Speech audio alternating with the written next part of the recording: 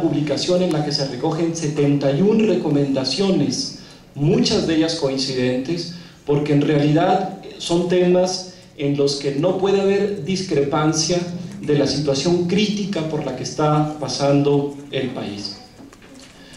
Es un lugar común decir, y no por eso equivocado, que la libertad de expresión es la piedra angular de un régimen democrático. Y si eso es cierto, lo que estamos padeciendo en México es una situación verdaderamente crítica y deficitaria en términos democráticos. Tal y como lo refería la relatora especial de la Comisión Interamericana, la doctora Catalina Botero, 33 personas asesinadas en 10 años o 13 personas asesinadas en un año que aún no concluye y que está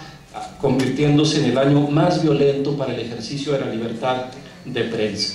En este sentido, el informe de Catalina Botero, el informe de Frank La Rue, no solamente se constriñe a diagnosticar, sino que también da un impulso más allá y formula una serie de propuestas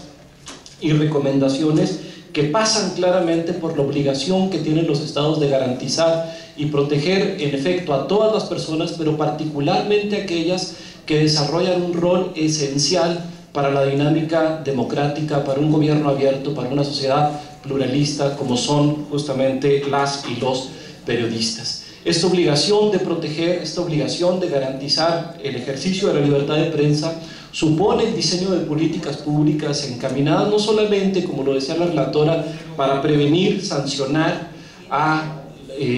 quienes cometan este tipo de atropellos, sino también para reparar a las víctimas que ya han sido afectadas, como lo señalaba justamente Cecilio Molina en su testimonio. En México, lo dicen los informes, hay un clima de impunidad generalizada en relación a la violencia en contra de periodistas. Y la impunidad generalizada supone la permisibilidad para la reproducción de los actos de violencia. Es verdad que se han dado algunos pasos importantes, significativos, que no se menosprecian: la creación de una Fiscalía Especial, la suscripción de un convenio interinstitucional al que ya se sumó el Estado de Morelos, y sería importante que se sumara igualmente el Estado de Guerrero para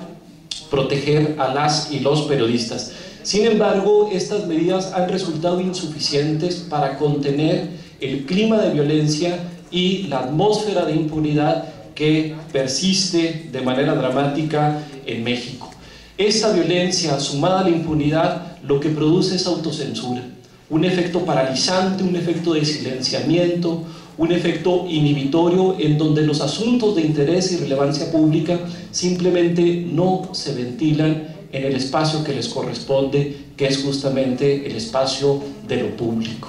En México, en la medida en que el fenómeno de la violencia y la impunidad persista, en realidad las limitaciones serán mayores para solventar los graves problemas en materia de combate a la corrupción, combate a la delincuencia, combate a la violencia.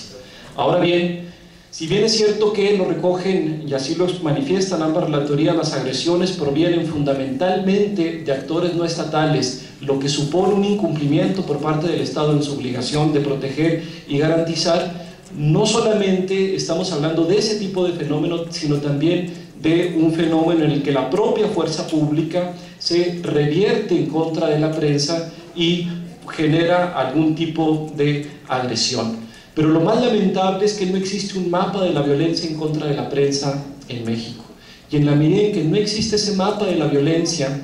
en contra de la prensa en México, las capacidades por parte del Estado de superar el reto se verán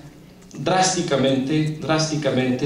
limitadas. El segundo componente de los informes que nos presentan ambas relatorías supone el tema del pluralismo y la diversidad. En México,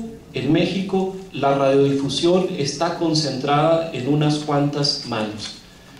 Lo que es la televisión está concentrada en un duopolio, mientras que la radio está concentrada en un oligopolio. La asignación de frecuencias radioeléctricas responde a criterios discrecionales, se tiende a favorecer a los jugadores ya existentes y hay una ausencia de autonomía y criterios imparciales en la asignación de las frecuencias de radio y televisión. Pero no solamente hay un proceso de exclusión